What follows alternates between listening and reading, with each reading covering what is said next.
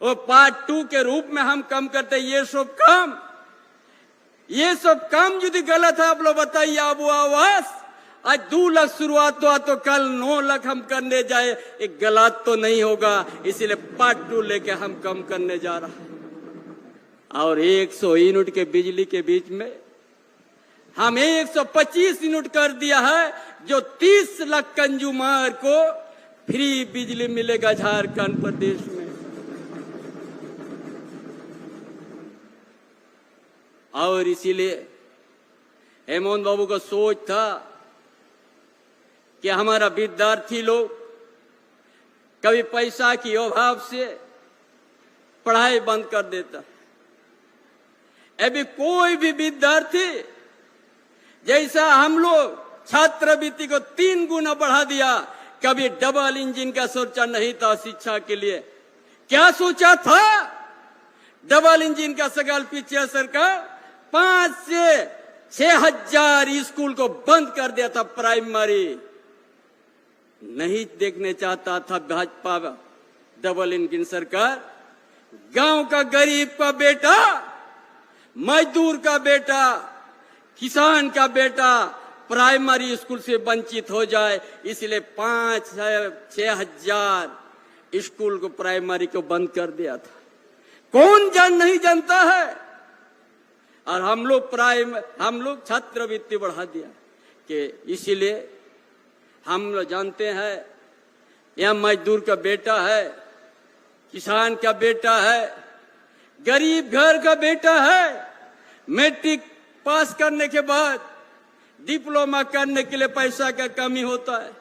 यह सरकार तय किया है, कोई भी परिवार का हो, अगर उच्च शिक्षा प्राप्त करना है तो चाहे 10 लाख लागे, चाहे 12 लाख लागे, चाहे 13 लाख, चाहे 15 लाख लागे, उसको उच्च शिक्षा प्राप्त करने के लिए, इंजीनियर करने के लिए, मेडिकल करने के लिए और डिप्लोमा करने के लिए पैसा दिया जाएगा। कोई आप लोग पढ़ाई मत छोड़िएगा। ये क्या सरकार गलत किया है? ये क्या सरकार का सोच सही नहीं है? विरोधी लोग कहता है कुछ काम नहीं हुआ है। अरे उस परिवार में हम दिया जलाएंगे जिसका शिक्षा का कमी था। अरे उस शिक्षा का दिया यदि कोई किसान का घर में जला, मजदूर का घर में जला, वो दिया कोई नहीं बुझा सकता है। यही सोच है हमारी सरकार और हेमंत बाबू को सोच। आज कहता है कुछ नहीं कम हुआ। अरे हम तो जानते हैं झारखंड अलग राज्य होने के बाद 23 साल पर गुजर गया है। सबसे लंबा समय उन लोग भी राज किया इस सत्ता में। भाजपा भी कौन सा किया? हमने छाती में हाथ ठोक के कह सकते हैं, हमने गरीबों को रोटी कपड़ा मकान देने का काम किया है। ये कोई नहीं हमको रोक सकता है ये देने में। उन्हें क्या किया है? आज हमारा सरकार ग्रामीण क्षेत्र से शहरी क्षेत्र को जोड़ने के लिए ताकि जाल बिछा दिया सड़क के 15,000 किलोमीटर ग्रामीण विकास से हम लोग जाल बचा दे रहा है रोड, ताकि कोई असुविधा नहीं आने जाने के लिए, कोई गांव नहीं छूटे। उस तरह का योजना शुरुआत हो चुका है। कहता है यहाँ विकास का काम नहीं हो रहा। आप लोग जानते होंगे आयुष्मान का कार्ड बहुत हल्ला होते हैं केंद्र सरकार की ओर से। आयुष्मान का 5 लाख निजी कंपनी बहुत सा सूची बना था, उस वैसा ही नहीं भेजा, इसीलिए आयुष्मान कार्ड देगा कोई निजी हॉस्पिटल में चिकित्सा नहीं होता है। कितना आदमी लोग निराश होकर आपस चलता है। लेकिन आज सरकार चिकित्सा में भी बढ़िया व्यवस्था करने शुरुआत किया है। आप लोग हर जिला हेडक्वार्टर का हॉस्पिटल आप लोग देखिएगा। पिछले सरकार डबल इंजन सरकार, जो हमारा सरकार हेमंत बाबू का सरकार बनने के साथ महामारी आ गया, कोरोना आ गया, पूरा राज्य के अंदर में एक भी हॉस्पिटल में वेंटिलेटर नहीं था, ये डबल इंजन का ऐसा करके गया था। ऐसा परिस्थिति में भी कौशल नेतृत्व दिया हेमंत बाबू ने, और हर चिकित्सक को सुविधा देके जनता को बचाने का काम किया। और प्रवासी मजदूर बहुत सारा राज्य का रास्ता में मृत्यु हो गया, लेकिन झारखंड में एक भी प्रवासी मजदूर का हम लोग तकलीफ नहीं होने दिया, हवा जहाज से लाने का काम किया। यही हेमंत बाबू का परिचय है। ये क्या काम नहीं है? ये क्या काम नहीं देख रहा? जो लावारिस तरह हॉस्पिटल को छोड़ के गया था डबल इंजन सरकार, एक इंजन तो आज खराब हो चुका है, दूसरा इंजन भी खराब होने वाला है। इसे कभी टूटा वो भी कभी बनेगा नहीं। ये जनता के एक एक चीज हम लोग बताने आए हैं। इसलिए इस तरह से आज ये सरकार काम करने शुरू किया है। सिंचाई के पाइपलाइन से पूरा दुमका जिला, संथाल परगना से कोल्हान क्षेत्र और इस क्षेत्र में भी सिंचाई की व्यवस्था की जाएगी। जो हमारा छोटे बड़े किसान है जो आज सुखाड़ पड़ जाते हैं, उसके लिए सिंचाई की व्यवस्था। और स्मार्ट मॉडल स्कूल, जो निजी स्कूल से बढ़िया सरकारी स्कूल में यहाँ का गांव के बच्चे फ्री पढ़ने लगेंगे, एक दिन अच्छा शिक्षा प्राप्त करेंगे।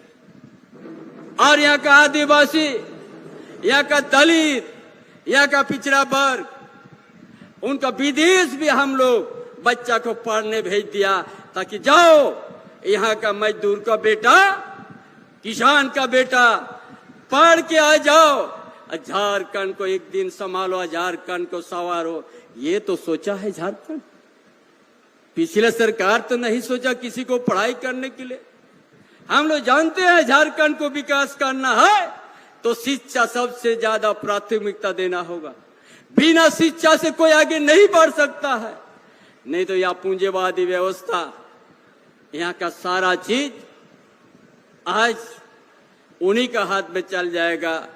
कभी आपका ना मजदूर को हक मिलेगा, ना किसान को सम्मान मिलेगा। आज का दिन में किसान रोड में खड़ा है, रोड में आज के दिन से आज है।